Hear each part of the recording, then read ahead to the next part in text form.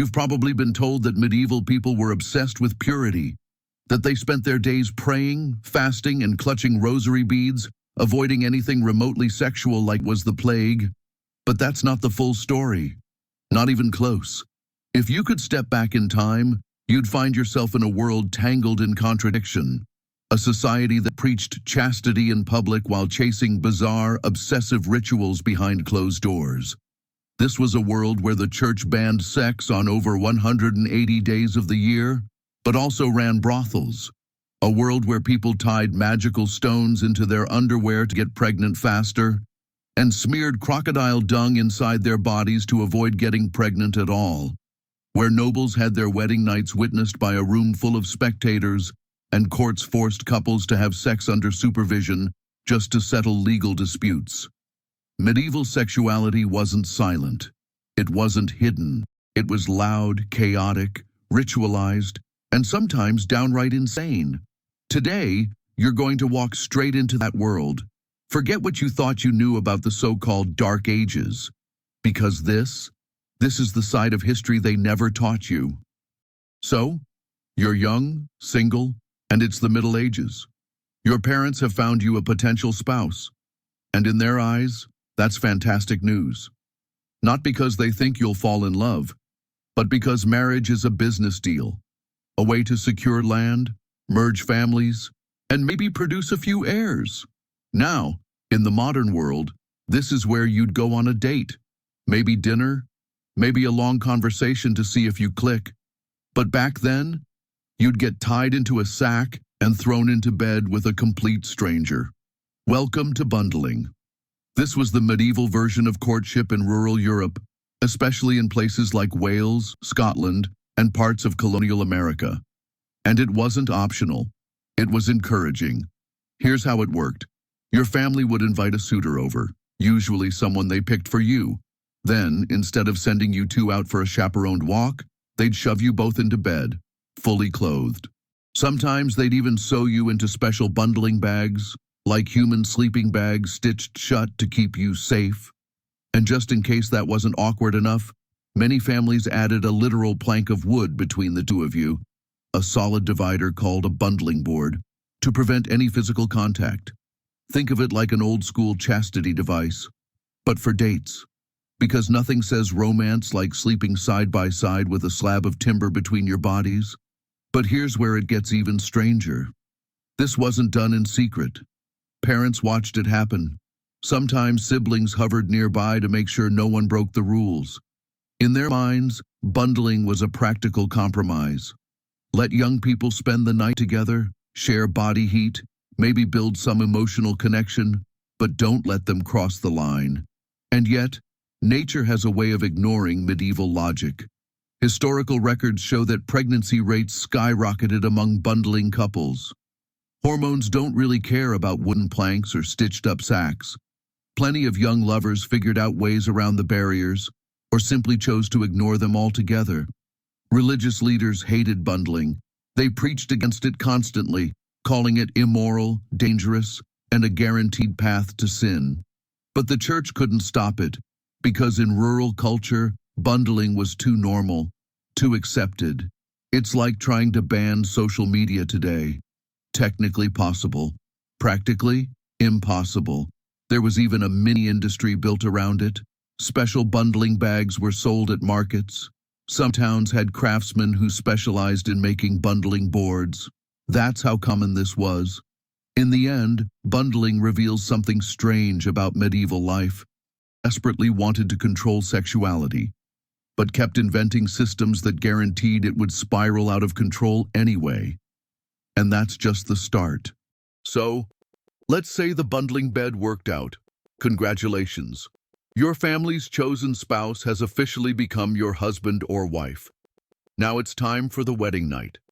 In the modern world, this would be a private moment. The door would close. The lights would dim. Whatever happens next would stay between the two of you, but not in the Middle Ages. In medieval Europe, your wedding night was a legal event. And privacy? That wasn't part of the contract.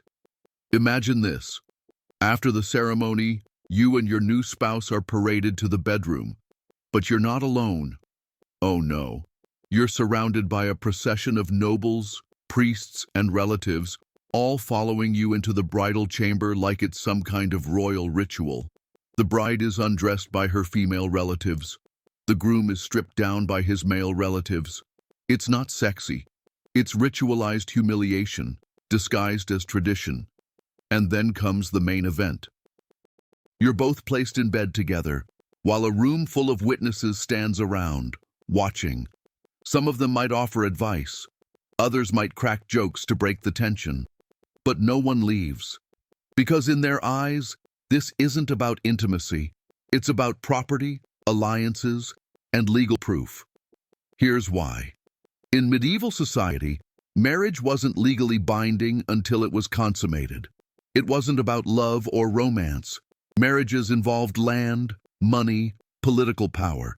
Entire kingdoms hinged on whether or not a couple had sex after saying their vows. And because no one trusted anyone's word back then, witnesses had to see it happen, or at least be close enough to confirm that it did. Sometimes they stayed in the room the entire time, lingering awkwardly while you tried to get the job done.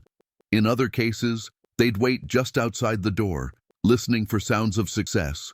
And when it was over, the bed sheets were inspected. That's right. People would gather around to look for blood, as proof of the bride's virginity and evidence that penetration had occurred. The sheets were sometimes preserved as legal documents, like medieval receipts for sex. This wasn't just for kings and queens. Any marriage involving land, inheritance, or political power could require a public consummation ceremony. We're talking about thousands of couples across generations, forced to perform their most intimate act under the watchful eyes of relatives, priests, and sometimes even judges. Of course, not everyone played along. Some couples tried to game the system, asking the witnesses to wait outside or faking the event altogether. But if word got out, the marriage could be annulled. Court records show couples being forced to repeat the act, this time with proper supervision. There were even etiquette manuals written for this, instructions on where to stand, what to say, how long to stay and watch. The Middle Ages turned voyeurism into law, and this is just one piece of the larger medieval obsession, controlling when, how, and why people had sex. Because believe it or not, your bedroom life wasn't just witnessed, it was scheduled. Let's say you survived the consummation ceremony. The sheets have been inspected, the marriage is official, and now comes the next pressure, making a baby. But in the medieval world, conception wasn't left to chance. Sex was treated like a ritualized science experiment, tangled in religion, astrology, and old medical theories. Your fertility wasn't just about biology, it was about timing. First, you'd consult the church calendar. Sex was forbidden on dozens of days throughout the year, sometimes more than half. Sundays were off limits, so were Wednesdays and Fridays. Forget about Lent or Advent, those seasons were closed for business. And if you were pregnant, breastfeeding, or menstruating, that was off limits too. Then came astrology. Before trying to conceive, you, or more likely your family, would hire a specialist to check the stars. Not just any astrologer. This person was part priest, part doctor, part cosmic. They'd chart your horoscopes, check the phases of the moon, and analyze the positions of Mars, Venus, and Jupiter. If you wanted a boy, you were told to have sex during the waxing moon, preferably when Mars was dominant. If you wanted a girl, wait for the waning moon, and maybe tie off the man's left testicle. Because medieval medicine believed boys came from the right side, and girls from the left. Yes, seriously. But the timing didn't stop there. The experts would advise you on the best time of day, usually midnight. The best direction to face, east, toward the rising sun. The best weather conditions, warm and humid, to keep the body in the right humoral balance. Some believe the moment of conception could shape a child's destiny. Conceive on a saint's feast day? Your baby might be blessed. Conceive at the wrong time? You might end up with a child considered cursed, weak, or unlucky. Wealthy families took this obsession to extremes. They'd travel hundreds of miles just to be in the right place under the right sky for conception. Some even built special conception chambers, bedrooms decorated with fertility symbols, icons of saints, and astrological charts, all aligned to maximize the chances of success. And if conception failed, they'd blame the stars, or the woman's humor, or the man's balance of heat and moisture. Sometimes they'd call for more prayers, other times more herbs, or more astrologers. It wasn't just sex, it was logistical warfare against infertility, using every superstitious tool available. In short, making a baby in the Middle Ages wasn't private, spontaneous, or simple. It was scheduled like a medieval business merger, negotiated by priests, midwives, doctors, and sometimes the entire community. Now let's talk about what you're wearing to bed. Because in the medieval world, your sex life wasn't just about timing, it was about accessories, specifically magical ones. You see, medieval people believed fertility could be controlled by objects, not just actions. And that's where things get strange. Picture this. Before you even got into bed, you'd wrap a girdle of Venus around your waist. It wasn't lingerie, it was a belt. Sometimes silk, sometimes linen, often embroidered with gold thread or religious symbols. These girdles were inscribed with prayers, spells, and astrological markings, all designed to protect you during childbirth, boost fertility, or, if needed, improve your sexual performance. Think of it as spiritual armor for the bedroom. Some of these belts were passed down through generations. They were family heirlooms, whispered over, prayed upon, and worn like holy relics. And when you weren't using yours, it was often locked away with the family's most valuable possessions. But the girdle was just the beginning. Women wore amulets tucked into their undergarments, tiny pouches filled with powdered gemstones, herbs, or even ground unicorn horn. Of course, it wasn't really unicorn horn. It was narwhal tusk, imported from the Arctic and sold in medieval markets as magical fertility dust. And it wasn't cheap. The wealthiest women paid fortunes for these charms, believing they'd help them conceive faster, carry a baby to term, or protect against complications during childbirth. And then there were the conception stones. Small crystals placed discreetly in your undergarments, right up against the skin. Emeralds if you wanted a boy, sapphires for a girl, diamonds for twins. That wasn't superstition to them. It was folk science, passed down through generations. Men had their own bizarre fertility gear too. Some wore blessed rings on specific fingers. Others carried amulets made from animal testicles, because once again, medieval people believed testicles held the secret to virility. There were even holy loincloths, blessed by priests, to protect against impotence or ensure strong, healthy heirs. And yes, the church got involved. Priests would bless fertility belts and sexual charms, charging hefty fees for their services. They turned the practice into a religious business model, profiting from people's desperation to conceive. In some cases, entire instruction manuals were written to explain how to wear these items correctly, what to say while putting them on, when to remove them, what prayers to recite if they stopped working. And if something went wrong, you didn't blame nature. You blamed the belt, or the stones, or the wrong spell. For the rich, fertility accessories were luxury items, silk from China, gold thread from Byzantium, gemstones from far-off lands. For the poor, they made their own, local herbs, simple cloth, handmade charms stitched together in secret. It created a class divide based on magical underwear. Who could afford the finest protection, and who had to make do with homemade versions? But here's the most revealing part. Some couples refused to have sex without their fertility charms. Some women wouldn't go to bed unless their girdle was tightly fastened. And some men refused to sleep with a woman unless she was properly accessorized. Medieval people turned getting dressed into a prerequisite for getting laid. And yet, despite all this preparation, sometimes things still didn't work out. When that happened, when sexual dysfunction entered the picture, there was a solution, but it wasn't private.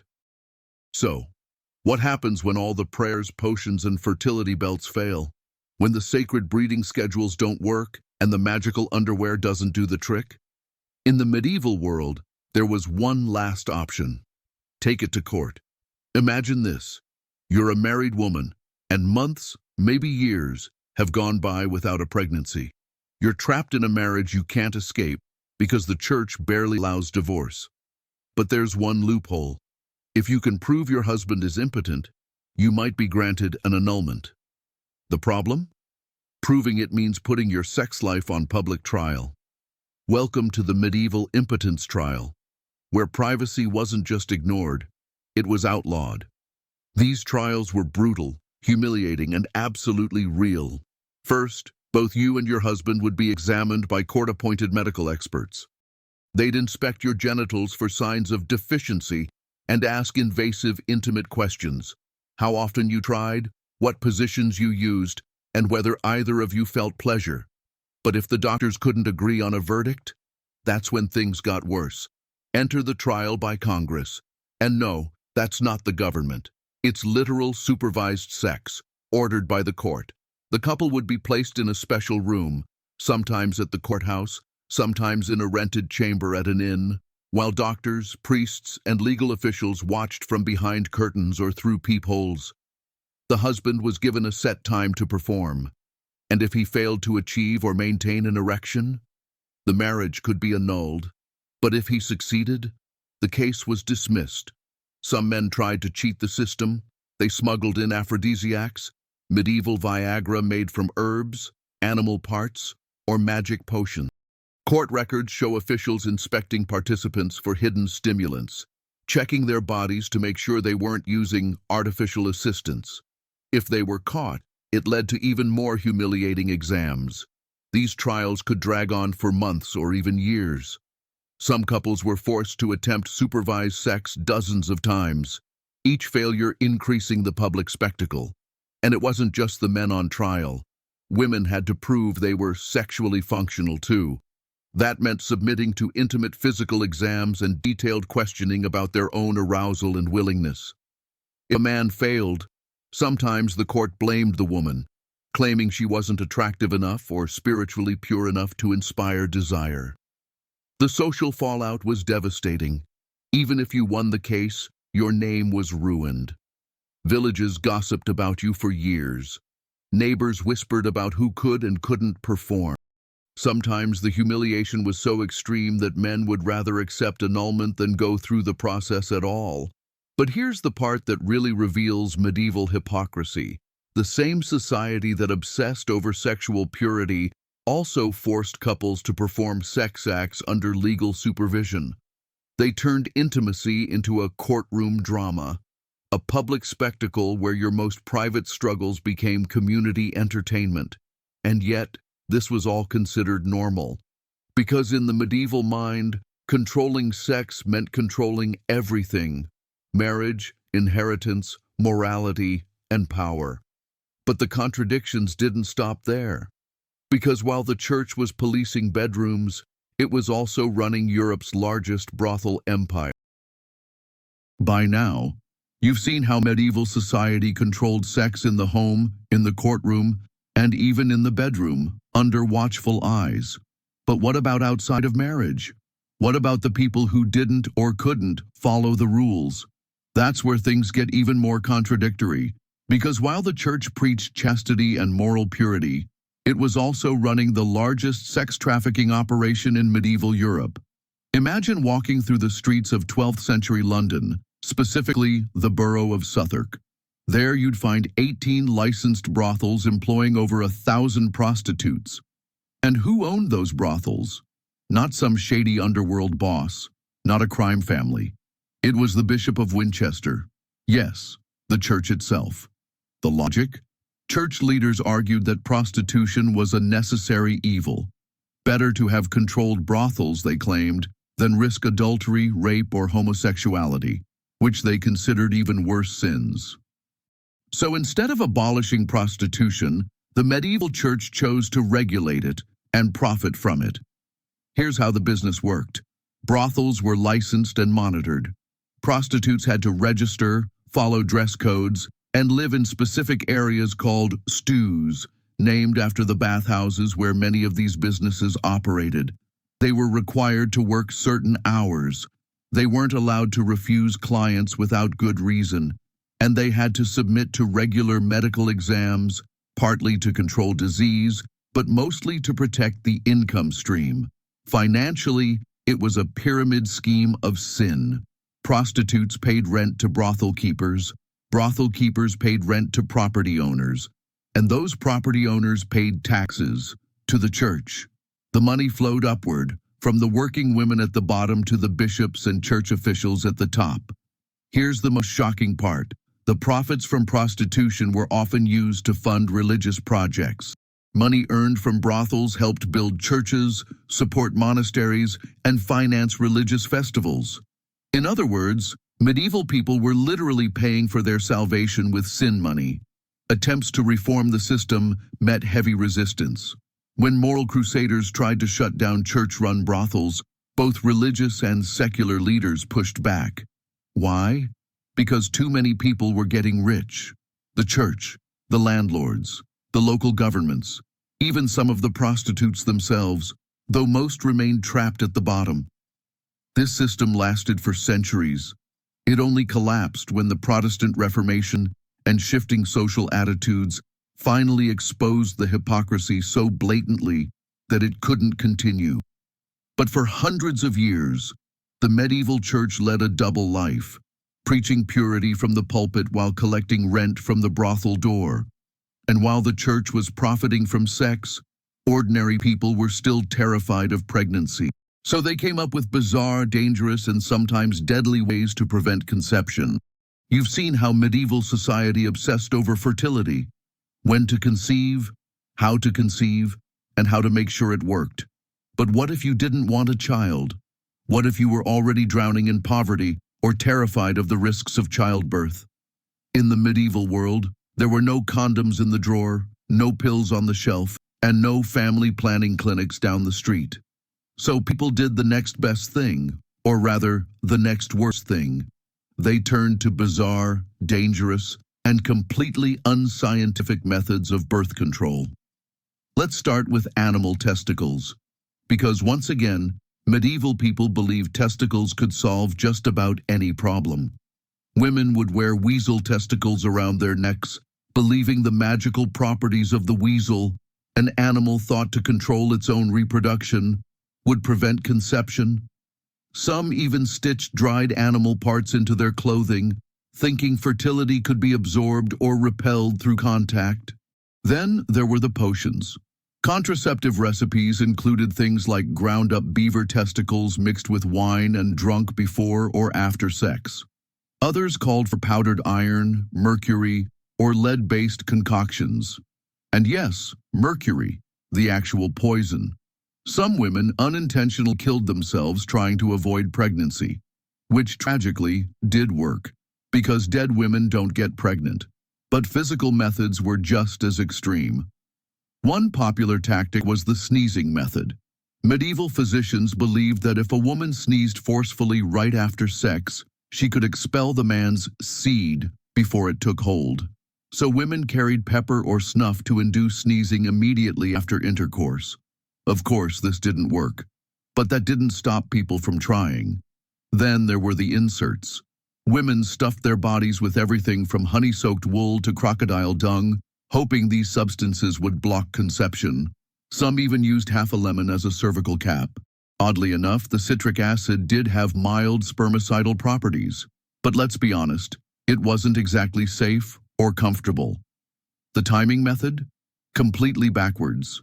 Medieval doctors believed women were most fertile during menstruation and least fertile in the middle of their cycle, the opposite of modern biology. So couples who tried to avoid pregnancy often had sex at exactly the wrong time, almost guaranteeing conception while thinking they were preventing it. And then came the magical solutions. Some women carried amulets containing spells written on parchment. Others buried objects under the full moon or recited secret prayers while walking backwards around a church, because apparently God needed you to be very specific if you wanted contraception. The withdrawal method existed, but it came with a medieval twist. Physicians warned that spilling seed outside the body would cause madness, blindness, and death in men. So even the one method that actually worked was discouraged, out of fear that it would literally drive men insane. All of this points to one thing: a society that obsessed over controlling sex, yet completely misunderstood how reproduction worked. People tried everything: magical rocks, animal parts, dangerous potions, and church rituals, because the stakes were life and death, and no one had a better answer. But here's the paradox.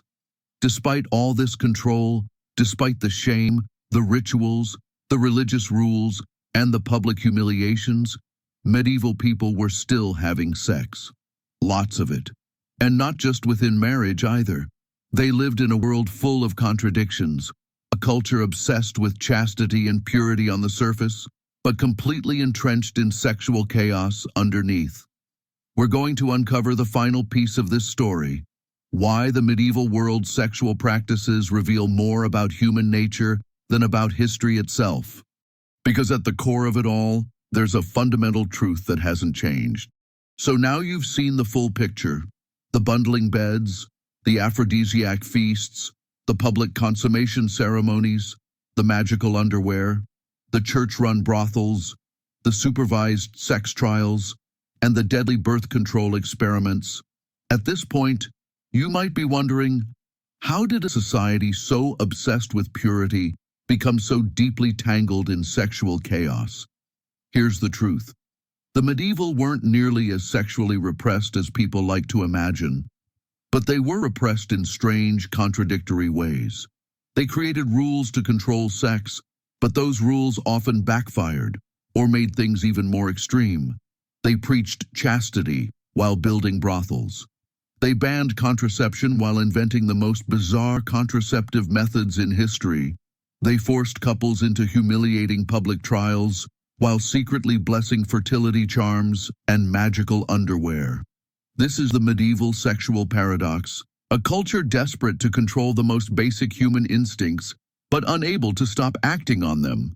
And if you think that sounds ridiculous, ask yourself this: have we really changed that much? Today, we have dating apps instead of bundling beds.